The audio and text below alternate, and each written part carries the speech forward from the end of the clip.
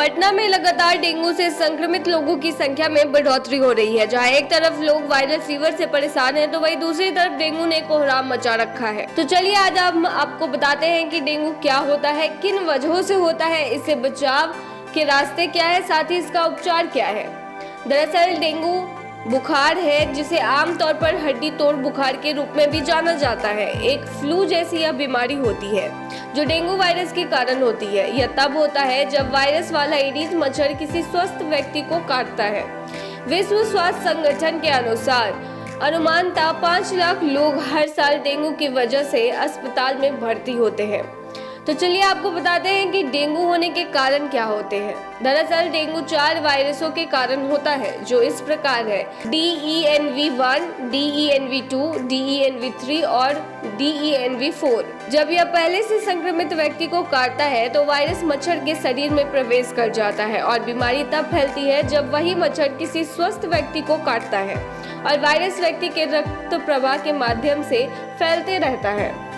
एक बार जब कोई व्यक्ति डेंगू बुखार से उबर जाता है तो वह विशिष्ट वायरस से प्रतिरक्षित होता है, लेकिन अन्य 3 प्रकार के वायरस से नहीं। यदि आप दूसरी, तीसरी या चौथी बार संक्रमित होते हैं तो गंभीर डेंगू बुखार, जिसे डेंगू रक्तस्रावी बुखार के रूप से भी जाना जाता है, कि विकसित होने की आप में संभावना बढ़ जाती है। वहीं डेंगू बुखार के लक्षणों में एक साधारण बुखार होता है और किशोरों एवं बच्चों में इसकी आसानी से पहचान नहीं की जा सकती है। डेंगू में 104 फ़ारेनहाइट डिग्री तक का बुखार होता है। इसके साथ ही इनमें से कम 2 लक्षण तो जरूर पाए जाते हैं, जैसे कि सिर दर्द, मांसपेशियों, हड्डियों और जोड़ों में दर्द, जी मिचलाना, उल्टी लगना, आंखों के पीछे दर्द, ग्रंथियों में सूजन, त्वचा पर लाल चकत्ते होना। वहीं आपको बताएं कि 3 प्रकार के बुखार डेंगू में होते हैं जिन्हें व्यक्ति को खतरा अधिक होता है, जो इस प्रकार से होते हैं: हल्का डेंगू बुखार, डेंगू रक्तस्रावी बुखार, डेंगू शॉक सिंड्रोम। वहीं अगर हम बात करें हल्का डेंगू बुखार की, तो इसके लक्षण मच्छर के दंश के 1 हफ्ते बाद देखने को मिलते हैं और इसमें गंभीर या घातक जटिलताएं शामिल है।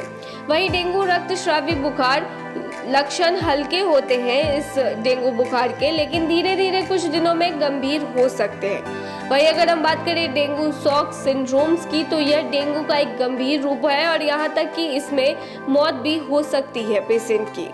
अगर हम डेंगू के उपचार की बात करें तो डेंगू बुखार का कोई विशिष्ट उपचार नहीं है, क्योंकि डेंगू एक वायरस है। यथा समय देखभाल से मदद मिल सकती है, जो कि इस बात पर निर्भर करता है कि बीमारी कितनी गंभीर है। डेंगू बुखार के कुछ बुनियादी उपचार चलिए हम आपको बताते हैं। पहली होती है औषधि। पैरासीटामोल जैसी दर्द निवारक दवाएं आमतौर पर रोगियों को दी जाती है। गंभीर डिहाइड्रेशन के मामले में कभी-कभी IV ड्रिप्स प्रदान की जाती है।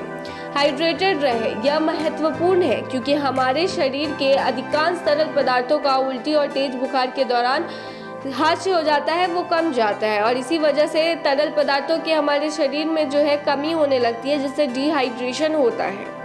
तो इसे हाइड्रेटेड रहने के लिए तरह तरह के फल फूल खाना उस वक्त बहुत ही आवश्यक हो जाता है। स्वच्छता का अधिक महत्व है तब तो और भी ज्यादा जब आप स्वस्थ नहीं होते हैं। मरीज यदि नियमित स्नान नहीं कर सकता तो स्पंज से स्नान का विकल्प चुना जा सकता है। नहाने के लिए उपयोग किए जा रहे पानी में डेटॉल जैसे कीटनाशक तरल की कुछ बूंदें मिलाएं। यह भी सलाह दी जाती है कि अस्पताल में मरीज को देखने से पहले और बाद में डेटॉल जैसी किसी हैंड सैनिटाइजर से अपने हाथ साफ करें। कपड़ों के रोगाणुओं से छुटकारा पाने के लिए रोगी के कपड़े धोने के लिए इस्तेमाल किए जाने वाले पानी का डेटॉल से कीटाणु रहित कर दें। वहीं चलिए अब आपको बताते हैं कि डेंगू से बचाव के लिए क्या करें।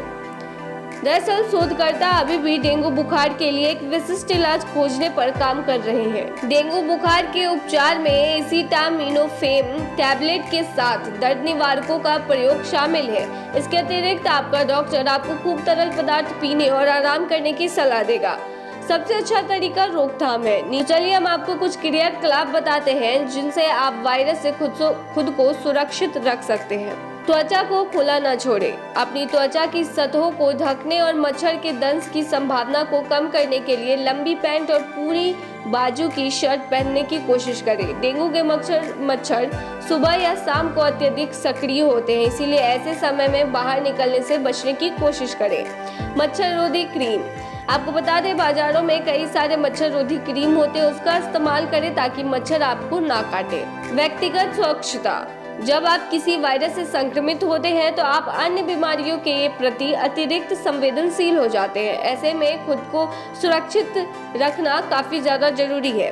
डेटॉल लिक्विड हैंड वॉश का प्रयोग करें जो कीटाणुओं को दूर रखने का काम करता है। यह तरल साबुन आपको कई बीमारी पैदा करने वाले कीटाणुओं से बचाएगा। ठहरे हुए पानी को कीटाणु रहित करें। एडीज मच्छर साफ और स्थिर पानी में ही पनपता है। पानी के बर्तन या टंकी को हर समय ढककर रखें और यदि आवश्यक हो तो एक उचित कीटाणुनाशक का उपयोग करें। मच्छरों के लिए एक प्रजनन आधार विकसित करने की संभावनाओं को कम करने के लिए ऐसे किसी भी बर्तन या सामान को उल्टा करके रखें जिसमें पानी इकट्ठा हो सकता है और सतहों को अच्छी तरह से साफ करें। तो ये थी तमाम बातें डेंगू की। अगर ये वीडियो आपको यूजफुल लगी हो तो इसे जरूर शेयर करें। साथ ही वीडियो को लाइक और सब्सक्राइब करें ताकि जब भी हम ऐसी काम में आने वाली जानकारियाँ आपके लिए लाए तो ये सीधे आप तक पहुँच जाए।